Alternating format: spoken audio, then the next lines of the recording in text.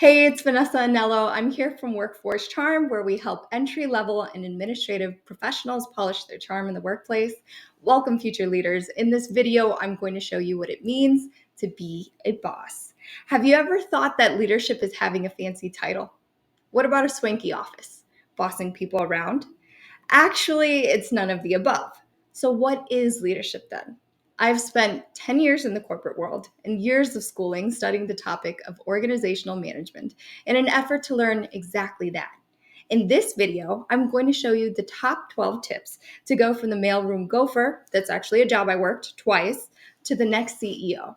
If, as you watch, you find value in this video, please give it a thumbs up. It really makes a huge difference. And make sure you stick around to the end because I'm also going to be sharing with you my top tips on navigating office politics. To answer the leadership question, leadership is the art of motivating a group of people toward a common goal. And no, convincing your friends to let you pick the pizza topping doesn't count. There are as many leadership styles as there are flavors of ice cream. Okay, maybe not that many, but close. There's everything from the do as I say, not as I do approach to the let's be besties tactic. The key is finding your own leadership flavor. Are you more of a lead from the front type, or do you prefer to support from behind the scenes? Don't worry, there's no wrong answer here unless you choose dictator. Navigating the path of power and leadership often feels like trying to walk a tightrope.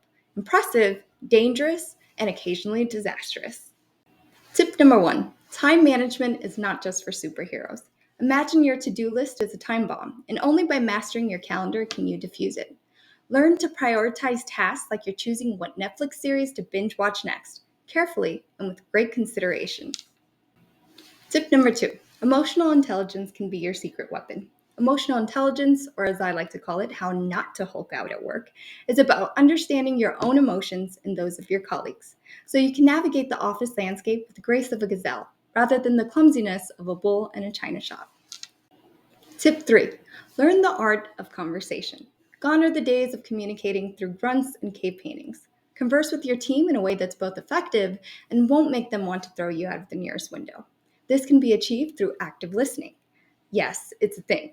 Listening is not just waiting for your turn to speak. It's about truly hearing what the other person is saying, even if you're just dying to tell them about your weekend. Be wise and all ears. Tip number 4, assembling your squad is like drafting your fantasy sports team, but for the workplace. Learn to spot the MVPs and bring together a group of individuals more cohesive than the New York Jets, hopefully. Creating a team culture that doesn't suck is crucial. Your team has to be the place to be, not the place to flee. Number 5, becoming a decision maker is also important because sometimes eeny, meeny, miny, mo just doesn't cut it. We'll equip you with the skills to make tough calls so you can lead your team through the storm like a boss. Often, decision making requires creative problem solving, and problems in the office are equivalent to puzzles, but less fun. Making sure you fit all the pieces together will gain you your solution. Tip number 6, in Project Management 101, you'll have to learn to juggle projects without dropping the ball. Keep your eye on the prize and manage resources like a pro. Prioritizing like a pro requires that you acknowledge that not all tasks are created equal. Some are Godzilla-sized monsters, and others are just pesky mosquitoes. Tip number 7, leading with ethics and not getting lost is Moral Compass 101. Ethics in leadership means you do the right thing, even when no one is watching.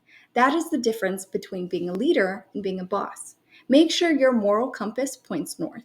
If you do that, you will build trust. Trust is the foundation of any great team. You should be as reliable as that old pair of jeans you can't seem to throw away. Tip number 8, remember that change is the only constant besides coffee. Leading through change means seeing clearly that change is like a box of chocolates. You never know what you're going to get. Tip number 9, creating your leadership brand is more than just having a fancy business card. Ever wonder how some leaders are as recognizable as a golden arches sign? That's the power of a personal brand. You don't slap your face on a billboard, but showcase your unique leadership style. Tip 10, public speaking, your voice, your superpower. If the thought of public speaking makes you want to hide in the nearest broom closet, fear not. We're turning your voice into your superpower, capable of captivating an audience better than any magic trick. Speak up, stand out, and don't imagine your audience in their underwear. Number 11, in the road ahead, plot your world domination. Where do you see yourself in 5 years? If you answered in front of the TV with pizza, it's time to recalibrate your career GPS. Map out your path to leadership, plotting your path to the corner office of glory. And last but not least, don't forget to find your mentor. Behind every great leader is a Yoda, whispering wise words, hopefully in the correct order. Finding a mentor can accelerate your journey from Padawan to Jedi Master in the corporate galaxy. If you learn from the best, one day you can be the best. So, to start, these famous leaders all had triumphs and, more importantly, major facepalms. Alexander the Great, the man who never heard you can't. Alexander made conquering the known world look like taking a vacation during a gap year. He spread Greek culture like it was an ancient version of Instagram, ensuring Alexander the Great trended across continents. But his leave no heir behind policy led to more drama than a season finale of Game of Thrones. His empire splintered faster than you can say divisive succession plan, proving that maybe he should have spent less time naming cities after himself and more time on estate planning.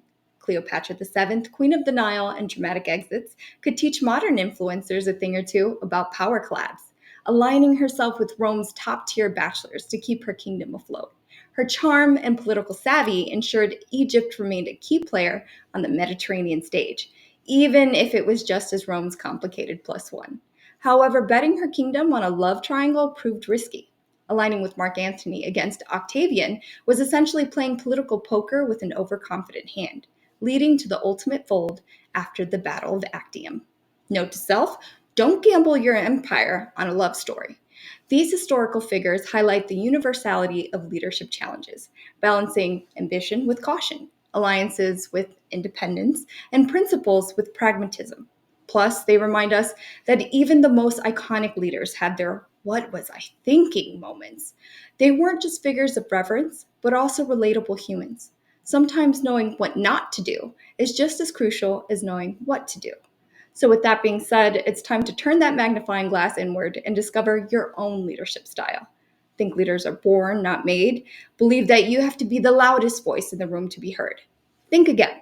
Quiet leadership can be just as powerful as its louder counterpart. Your mission, should you choose to accept it, is to start identifying your leadership style and thinking about how you can use your unique skills to inspire those around you. Remember, every great leader started somewhere, and you've just taken your first step. Earlier in the video, I said I was going to show you my top tips on navigating office politics, and here they are. First up, listen more than you speak.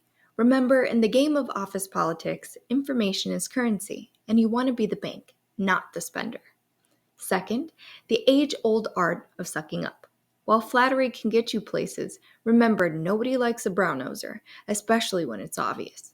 Be genuine in your compliments, or better yet, let your hard work speak for itself. Third, meetings. Learn the subtle art of speaking up without stepping on toes. Make your point, support others, and whatever you do, don't be the person who calls for a meeting that could have been an email. Number 4 is conflict resolution, making peace without losing pieces. Navigate conflicts with empathy, understanding, and when in doubt, bribing with snacks. And finally, the golden rule of office politics. Be the colleague you'd want to have, supportive, respectful, and always ready with a stash of emergency chocolate. Because at the end of the day, we're all just trying to make it through the jungle together.